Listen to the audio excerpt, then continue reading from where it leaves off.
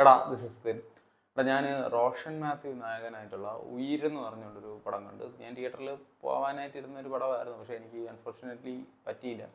ഞാൻ ഓൾറെഡി ഇതിൻ്റെ ടീസർ ഇറങ്ങിയ സമയത്ത് ഇതിൻ്റെ ഒരു വീഡിയോ ഞാൻ ഇവിടെ ചെയ്തിട്ടുണ്ടായിരുന്നു. ഇതിനകത്ത് പടം പറഞ്ഞു പോകണമെന്ന് വെച്ചാൽ പ്രൊബേഷൻ പീരീഡിലിരിക്കുന്ന ഒരു ഓഫീസർ എന്ന് പറഞ്ഞ കേസ് അത് പിന്നെ ഒരു മർഡർ എന്ന് പറഞ്ഞുള്ള രീതിയിലോട്ട് പോണതും തുടർന്നുള്ള അന്വേഷണങ്ങൾ കാര്യങ്ങൾ ഒക്കെയാണ് പടം പറഞ്ഞു പോണത്. അപ്പം ഇതിനകത്ത് എനിക്ക് പടം സത്യം പറഞ്ഞാൽ ഒരു എബോ ആവറേജ് ലെവലിലോട്ടായിരുന്നു ഈ പടം പൊയ്ക്കൊണ്ടിരുന്നത്. എന്നാൽ അവസാനത്തെ ഒരു അരമണിക്കൂർ, ഒരു 2.25 മണിക്കൂർ ആ റേഞ്ചേ ഉള്ളൂ.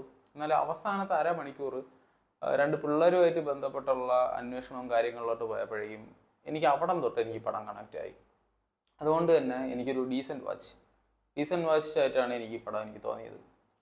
എന്ന് പറഞ്ഞാൽ പിള്ളേരായിട്ട് ബന്ധപ്പെട്ടുള്ള ഒരു പരിപാടി എന്ന് പറഞ്ഞാൽ അതൊക്കെ കണ്ടപ്പോൾ അങ്ങ് എന്തോ ഒരുമാതിരിയായിപ്പോയി. എന്തോ അത് എന്ന് പറഞ്ഞാൽ ഇത് റിയൽ ലൈഫ് ഇൻസിഡൻറ്റ് ആണെന്ന് അറിഞ്ഞപ്പോഴാണ്. എന്ന് പറഞ്ഞാൽ അവനെയൊക്കെ പല പത്തല് വെട്ടി അടിക്കണം എന്ന് പറഞ്ഞാൽ അത്രയ്ക്കൊരു എന്ന് വെച്ചാൽ എങ്ങനെ ചെയ്യാൻ സാധിക്കുന്നു ഇത് എന്നൊക്കെയാണ്.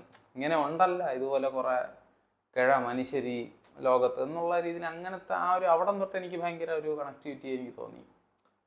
സോ അല്ലാത്ത ബാക്കി പറയണമെന്നുണ്ടെങ്കിൽ അങ്ങനെ ഭയങ്കര എന്താ പറയുക, അങ്ങനെ ഇൻസിഡൻറ്റ് നടക്കുന്നു അങ്ങനെ ഭയങ്കര അങ്ങനെ ഗ്രിപ്പിംഗ് ആയിട്ടുള്ള ഒരു ഭയങ്കര സംഭവമായിട്ടൊന്നും എനിക്ക് തോന്നിയില്ല. ഈവൻ എന്തുവാ ലൈക്ക് ആക്ഷൻ സീക്വൻസ് ഒക്കെ ആയാലും എല്ലാം ലൈക്ക് ഒരു കൈൻഡ് ഓഫ് ഓക്കെ എന്നുള്ള രീതിയിൽ പാട്ടുകളായാലും ബാക്ക്ഗ്രൗണ്ട് സ്കോർ ആയാലും എല്ലാം പെർഫോമൻസ് വൈസ് ആയാലും ലൈക്ക് റോഷൻ മാത്യു വാസ് ഞാൻ പറഞ്ഞില്ലേ ആ അവസാനത്തെ അരമണിക്കൂർ വന്നപ്പം എനിക്ക് നല്ല രീതിയിൽ എനിക്ക് കണക്റ്റ് ആയി വരുന്നുണ്ട്. സോ അല്ലാത്ത പക്ഷം ഞാൻ പറഞ്ഞില്ലേ എബോ ആവറേജിൽ നിന്ന് ഡീസൻറ്റ് വാച്ചിലോട്ട് എത്തിച്ച ഒരു പോലീസ് സ്റ്റോറി, അതും റിയൽ ലൈഫ് ഇൻസിഡൻസിനെ ബേസ് ചെയ്തിട്ടുള്ള ഒരു പടം. സോ അത്രേ ഉള്ളൂ. ദാറ്റ്സ് ഓൾ അബൌട്ട് ഉയർ മൂവി ഫ്രം മൈ സൈഡ്.